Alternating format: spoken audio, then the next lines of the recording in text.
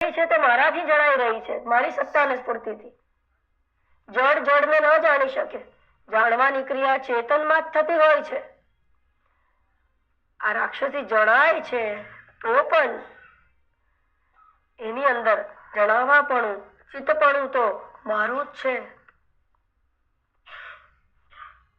આ રીતે આ શરીરનો જો ઉપયોગ કર્યો, ઉપયોગિતા પ્રિયપણું, એ પણ મારું જ છે. અને માટે એ શરીરથી જે કર્મ કર્યા એ મેં સ્વીકારી લીધા, કારણ કે પ્રિયપણું એ મારો ગુણ છે. માટે આ ઝેરનો પણ મેં સ્વીકાર કરી લીધો.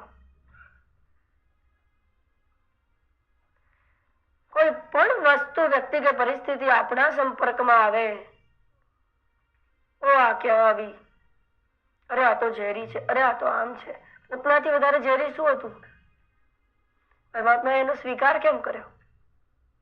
એની અંદરનું અસ્થિવાદી પ્રિય સ્વરૂપ જોયું. નામ અને રૂપને ખલાસ કરવાની તાકાત એમનામાં હતી. રૂપનાને ખલાસ કર્યા વગર નામ રૂપને પાર કરી ગયા એ આત્મજ્ઞાનથી. એ આત્મજ્ઞાની આ કૃષ્ણ પરમાત્મા, જેનો જન્મ આપણે ઉજવીએ છીએ. જે કૃષ્ણ પરમાત્માએ અર્જુનજીને કહ્યું હતું, અવ્યક્તોયમ અચિંત્યોયમ અવિકાર્યો અયમ ઉચ્યતે તસ્માદેવમ વિદિત્વૈનમ નાનુશોચિતુમ અર્હસી. આ અસ્થિપાથી પ્રિય રૂપ અવ્યક્ત જે છે એ હું છું, નામ રૂપાત્મક હું નથી. પણ આવું કંઈક સાંકેતિક રીતે જણાવવા. જો રસ વધે છે આ વાર્તાથી, અને અંદર અંદર થોડું થોડું જ્ઞાન બિરસતા જાય છે, યાદ પણ રહી જાય. કારણ કે ઘણું કામ હોય ને, ઘણાની વાતો જાણવી હોય, યાદ રાખવી હોય, બીજાને યાદ રાખીને કહેવાની હોય. કેટલું કામ છે આપણને સવારથી, ઓછું છે. હવે એ બધામાં આ યાદ રાખવું, પરમાત્માનું અસ્થિભાતી પ્રિય સ્વરૂપ અઘરું થઈ પડે. એટલે પરમાત્માએ આ વ્યવસ્થા કરી. આ રીતે નંદ બાબા પાછા પરમાત્માનો આભાર માને છે.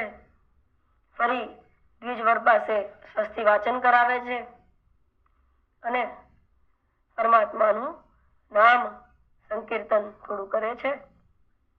વાતાવરણ થોડું શુદ્ધ કરે છે અને પછી સૌ પોતપોતાના કાર્યમાં લાગી જાય છે.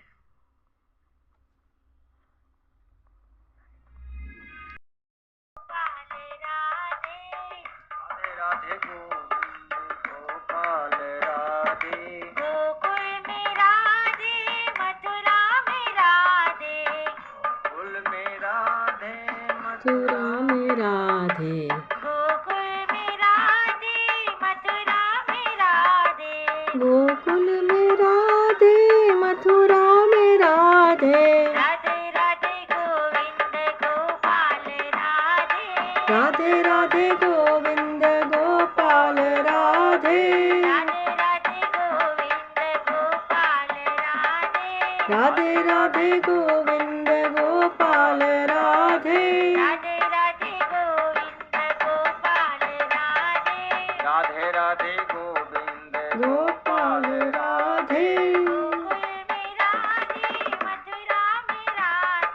गोकुल में राधे मथुरा में राधे, गोकुल में राधे मथुरा में राधे, राधे राधे गोविंद गोपाल राधे, राधे राधे गोविंद गोपाल राधे,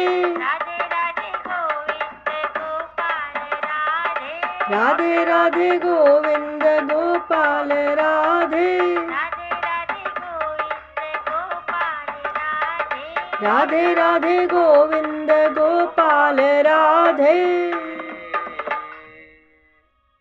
પરીક્ષિતજી સાંભળતા ધરાતા નથી અને ભગવાન સુખદેવજી વર્ણન કરતા અટકતા નથી.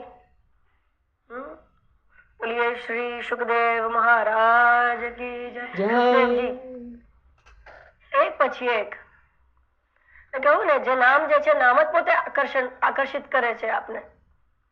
એક જ વાર લો પછી લેવું નહીં પડે, એ જ યાદ કરાવશે.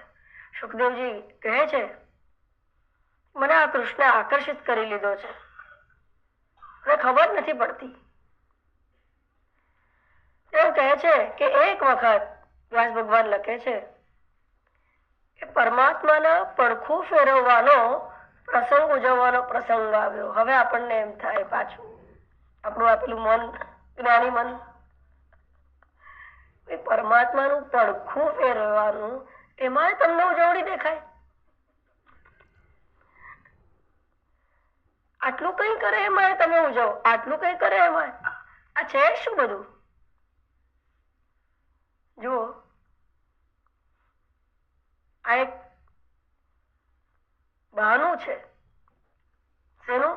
કે પરમાત્માના નામ સ્મરણનું. આ પ્રસંગનું સ્મરણ કર્યું. આ પ્રસંગ જો આપણે પ્રેમથી ઉજવ્યો હોય તો જયારે આપણે પડખું ફરતા હોઈએ ત્યારે યાદ આવે. એ વ્યવસ્થા કરી છે. પડખું ફેરવવાનો પ્રસંગ આવે છે એટલે જો બાળકને પડખું ફરતું કરતું હોય તો એ પણ પરમાત્મા જ છે. એ શક્તિ પણ એ જ આપે છે. એટલે કે હે પરમાત્મા, તે મારા બાળકને આટલો હૃષ્ટપુષ્ટ રાખ્યો કે ફરે છે, માંદો હોય તો ફરે નહીં. પણ મુખ્ય જેમ કહ્યું એમ એનું સ્મરણ રહે માટે આ પ્રસંગ. નંદ બાબાનો અંદર આનંદ સમાતો જ નહોતો, માટે નાના નાના પ્રસંગે બધાને જ અત્યંત ખુશ કરી દેવા આ બધું કરતા હતા. હવે મોટો પ્રસંગ થયો, બધા ભેગા થયા હતા ગોકુળમાં અને પૂજાની સામગ્રી, વૃક્ષની પૂજા ને બધું કરવાનું, તો પૂજાની સામગ્રી એક બહુ મોટા ગાડામાં મૂકી, મિશ્રી, શુદ્ધ માખણ, ઘી, અને ગાડાની નીચે સારી રીતે ઝૂલો બાંધીને શીતળ લાગે અને સચવાઈ પણ રહે, કોઈ પ્રાણી આવીને હેરાન ન કરે, એમ માનીને માં યશોદાએ ગાડાની નીચે પરમાત્માને ઓઢાડી દીધું, ઊંઘાડે, અને પોતે પોતાનું કામ કરવા માટે પાછા જતા રહે છે. પરમાત્માને ભૂખ લાગે છે અને પરમાત્મા જાગી જાય છે, આજુબાજુ કોઈને જોતા નથી અને રડવા માંડે છે. રડે છે તો પણ કોઈ આવતું નથી. હવે ક્રોધિત થાય છે.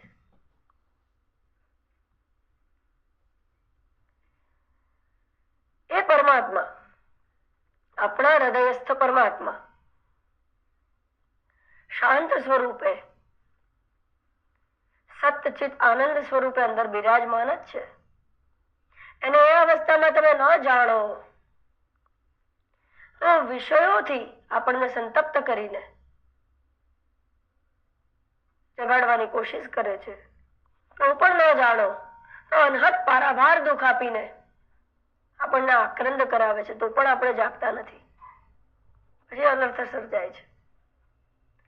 પરમાત્મા પગ હવે તો ઉછાળે છે, અને પગ ઉછાળતા ગાડાને પગ અડી જાય છે, આખું ગાડું ઊંધું વળી જાય છે. મોટો અવાજ સાંભળીને દોડાદોડી થાય છે. હવે બધા આવી જાય છે, અને જીવનમાં વધારે પડતું ખરાબ થઈ જાય, બધું આમ રોજ થઈ જાય, બધું પડી ભાંગે ત્યારે યાદ આવે છે. જોરદાર અવાજ થયો, દૂધ યાદ આવ્યું, તો નીચે પેલા ભગવાન ની પણ યાદ આવી, ઉપર તો બધી સામગ્રી હતી પૂજાની,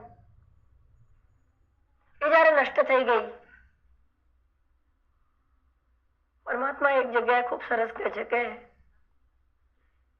મારા પ્રિયને હું શ્રીહીન કરું છું, અને ત્યારે ગભરાવાનું નહીં. તો શ્રીહીન થઈ જવાય તો એને કેવી રીતે પરમાત્માનું નામ લઈએ? કુંતા માતાને યાદ કરી દેજો. જેની પાસે જે હોય એ જ આપી શકે. આ પરમાત્મા પાસે આનંદ આનંદ આનંદ સિવાય કઈ નથી. એ શ્રીહીન કરી દે એટલે શું? આ વાસના કામનાથી ભેગું કરેલું જે છે એ શ્રીહીન કરી દે છે. એની સંપત્તિ તો કઈ અલૌકિક છે, વિરાટ છે. એની સંપત્તિ, એ સંતોષ, એ જ્ઞાન, એ આનંદ મળી જાય પછી કોઈ એને શ્રીહીન કહેવાય જ નહીં. પેલી શ્રીહીન કરીને પોતાને આપણને એના શ્રીથી એના શ્રી ભાવથી ભરી દે છે. શ્રીજી કહેવાય જ ને પરમાત્માને. તો ગાડું ઊંધું વળી જાય છે અને પછી દોડાદોડી થઈ જાય છે ભગવાનને લઈને. યશોદા માતા પાછા રડે છે.